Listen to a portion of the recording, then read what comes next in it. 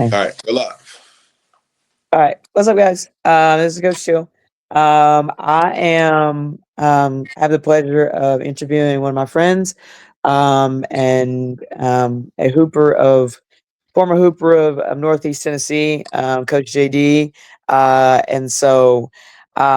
He is currently a college coach, like myself.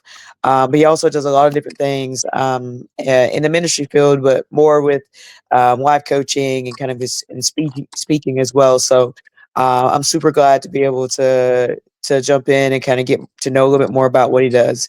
So we're just gonna jump right into it. So Coach JD, what is it that you do, and who are you serving when you do it? All right, well, fantastic. First off, thanks for having me. Thanks for having me on this stage. Thanks for allowing me to share the same platform as you, Coach Till. I love what you do, and so I'm glad we're able to interact. Who it is and what it is that I do is a very complex question, but one that I can answer very simplistically.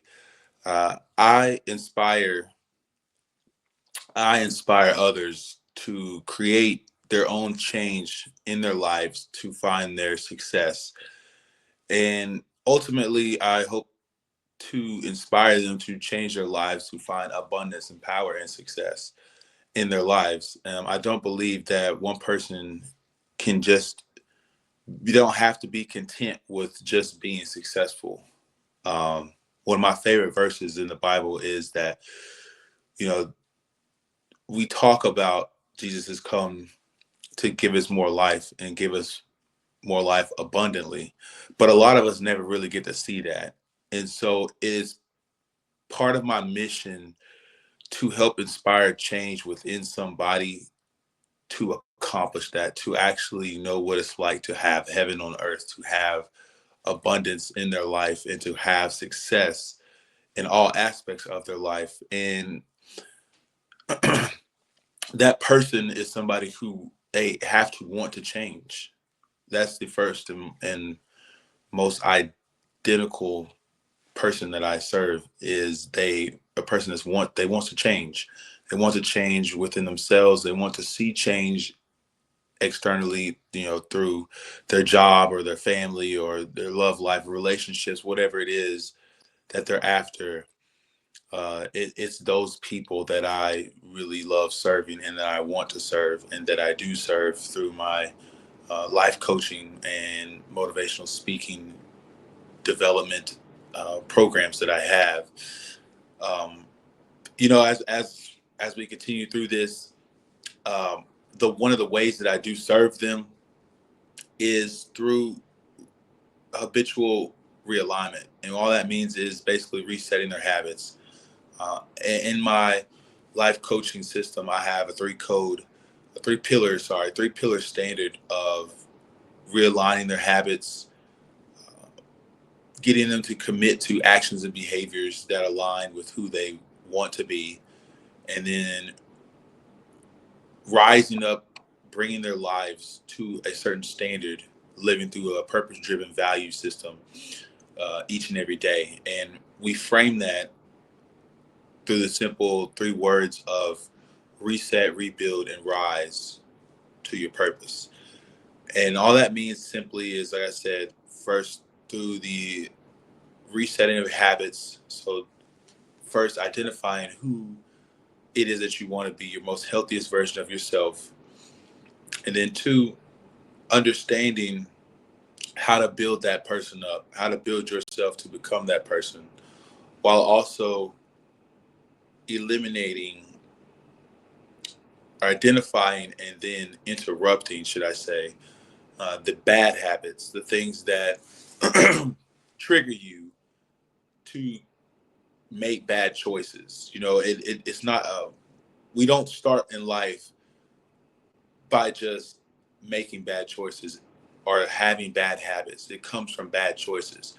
And so might live one day, we make a bad choice, and then the next day we make another bad choice, and then we make another bad choice, and then we wake up 4 or 5 years down the road and we have all these bad habits that we feel we cannot break. Well, the good news is that you can always break those bad habits, because once we identify the triggers and cues uh, that subconsciously create those responses that lead to bad choices and bad habits, we can ultimately then break those.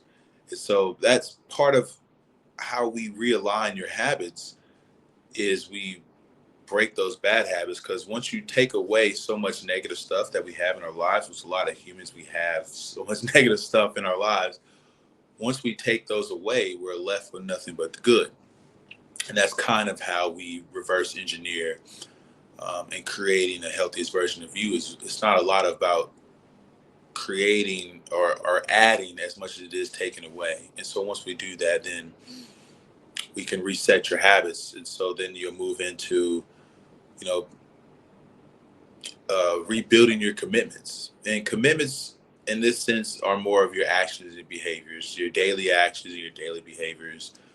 Kind of similar to where, in the Bible we talk about walking in the spirit and living each day with love, joy, peace, grace, patience, meekness, kindness, faithfulness, loyalty, those things. And those are a part of it. But we also like to commit to being a champion.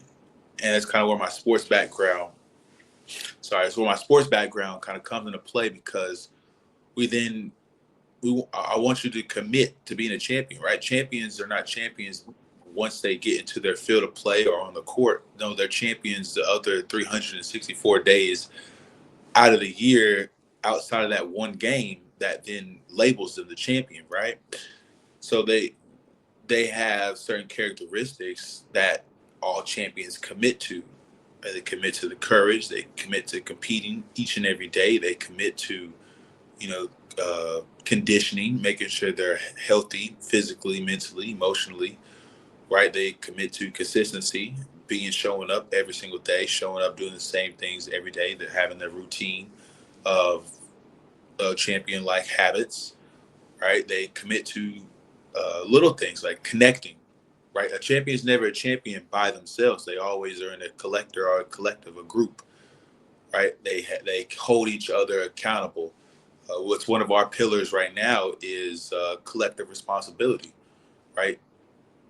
It's not that I coach a game and I win the game. No, it's that the team wins the game. We win the game. Less of me, more of we kind of mentality. And one of the most important ones is, a champion commits to a calling, right? They have a purpose. They have something that's bigger than themselves. And through that is where the ministry part comes in, teaching them that having that authentic relationship with God is number one, and that is their foremost and future calling, or should be their foremost and most important calling, should I say, that will then make them the champion that they are. And it'll show up through their behaviors and their actions, which then ultimately gets back to their habits, right? And so the third component of that is that we then bring it into the living a decision making, purpose-driven decision-making life, meaning basically we adjust your standards and your values, right? How you live is what you will is sorry how you live is what you'll ultimately get in life. Meaning, if I have low standards and low values, I'm going to live a low lifestyle. Like, my lifestyle will be poorest. Versus if I have a high standard and I live in a high value system, well, I'm going to attract the highest form of living into my life. My lifestyle will then change. My lifestyle will not, I won't find myself with bottom feeders, for lack of words. But yeah, I'll find myself with high dwellers and people of high standards, and I'll attract people of high quality. And you see where that's going. And so my job, my mission as a life coach, motivational speaker, is to pull that out of somebody who already is seeking to change, and give them the tools, the insight that will create that impact and push them towards intentional living. Right? It's one thing to be alive, but it's one thing to live. And that is my job to do that. So one of the things, though, I can tell you is hard. It's not easy. I myself kind of went through a period where I held my own self back from living that kind of lifestyle. Right? I was living in a place what I thought to be imposter syndrome, but it was really just that much self doubt. It wasn't a case of me not feeling adequate or feeling like that I'm living a false life. It was a place of looking at my past and the things that I went through and seeing them as I didn't deserve this. I don't deserve this responsibility. I don't deserve this opportunity to lead the next generation. I don't deserve this. And so I was hindering myself a lot, and I wasn't focused, right? I was distracted a lot because once I got to those points of having that self-doubt, knowing that I've been called to do this, knowing that my life has been centered around doing this for a very long time. Even while I wasn't speaking or trying to be a life coach, I was still coaching. And I've been coaching for over a decade. I've been doing personal training for over a decade. And so having those 10, 20,000 hours of experience with personal development, I was already in this field, not knowing that I was already doing what I'm doing now. I'm just shrinking it down to a personal level, and I was running from that.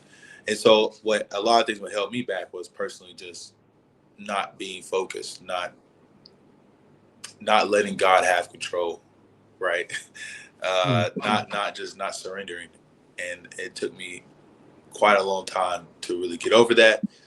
And so I kind of now that I'm stepping into that, I'm starting to see and understand that I was supposed to be here the whole time while still coaching, while still being a strength coach. Right? I can still also build up his kingdom, and that's where I'm at now in life. So sorry I took that and ran with that, but yeah, I get really excited about talking about what it is I do and who it is that I serve. So I know I answered a lot of questions for you. Yeah. Yeah, and I think, like, the biggest thing is, what kind of connects us is, everything kind of really falls back to Christ, and trying to make sure, because I mean, we all make poor decisions, but it's like, how do we create better habits and help ourselves to not necessarily kind of compile those decisions as well. Um, so that, I mean, I thought it was very interesting, especially because like knowing kind of like this the 3-step process, and knowing kind of like your why, and also knowing kind of some different things that held you back. So now we've kind of gone over those types of things. How, if someone wanted to reach out to you, how would they get in contact with you? Well, I'll tell you first off, if you guys just drop a comment down below that just say shivers, right? Just like you're cold.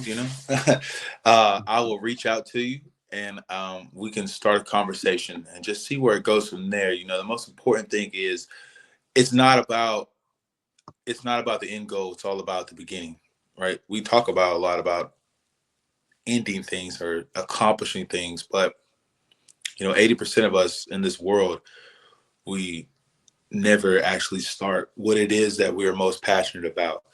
It's an interesting statistic, but yes, if you drop that comment down below, I will reach out to you, and we can have that conversation about seeing it as how you can change and what kind of change you're looking for. Okay. Awesome. Well, we appreciate your time, Coach Shivers, and I'm really looking forward to kind of seeing how we can collaborate in the future. And also, I know you got a big game coming up, so we wish you the best of luck for there. All right, appreciate that. Make sure you guys check that out. Go to Clayton State. Clayton State men's basketball schedule. Saturday, December 7th, 8 o'clock, we play the number 9 team in the country, and we're going to pull this upset. All right. See you guys next time. See ya.